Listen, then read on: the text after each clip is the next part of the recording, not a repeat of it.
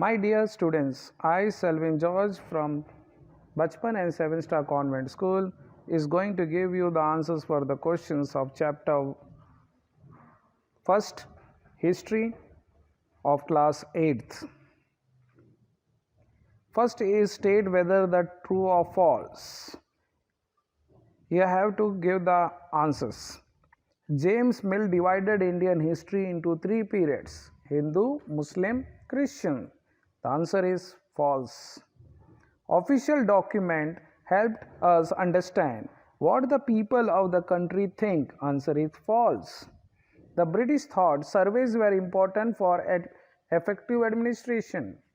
The British were thinking that the service is good. That is really good. That's why the answer is true. What is the problem with the periodization of Indian history that James Mill offer? James मिल ने हमारी history को जिस तरह से उसने period wise बांटा है उसमें क्या प्रॉब्लम है? उन्होंने बांटा था हिंदू, मुस्लिम और ब्रिटिश के रूप में. पहला प्रॉब्लम है, he thought that all Asian societies were at a lower level of civilization when compare to Europe. वो ये सोचते थे कि एशियंस की जितनी भी सोसाइटीज थी वो उनकी जो सिविलाइजेशन थी वो यूरोप से कम थी.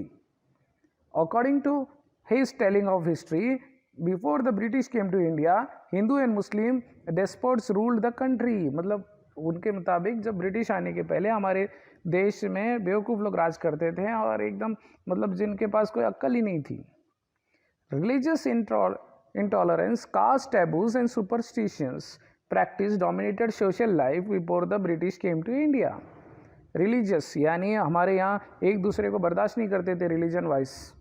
कास्ट टैबूज, सुपरस्टिशंस, अंधविश्वास, ये सब पूरा प्रचलित था हमारी सोसाइटी में. ऐसी उनकी सोच थी. अगला question, why did the British preserve official documents?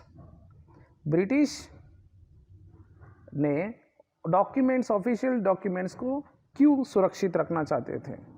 British have preserved official documents because they thought if they write and record everything, it will later be easier for them to study them and debate. They kept official records of what they thought was right, so that in the future those records can serve as proofs of all the decisions that they have taken. Britishers जो भी official records था उसको संभाल के रखना चाहते थे ताकि बाद में जब वो उस चीज़ को पढ़ेंगे तो उन्हें वो डिबेट कर सकते हैं, बहस कर सकते हैं कि भाई हमने जो डिसीजन लिया था वो सही लिया था और ये उसका प्रूफ है. Next question, how will the information historians get from old newspaper be different from that found in police report? ऐसा क्यों होता था कि जो ओल्ड न्यूज़पेपर्स में जो हिस्टोरियंस को इन्फॉर्मेशन मिलता था वो कंप्लीटली पुलिस रिपोर्ट में अलग होता था? The nature of information that the historian get from old newspaper and police reports can be entirely different. देखो, न्यूज़पेपर में जो रिपोर्ट आती थी और जो पुलिस रिपोर्ट था, दोनों इंफॉर्मेशन अलग अलग होता था, कोई बहुत अलग हो सकता था. Historians would collect information from a wide variety of sources that includes both official and unofficial document.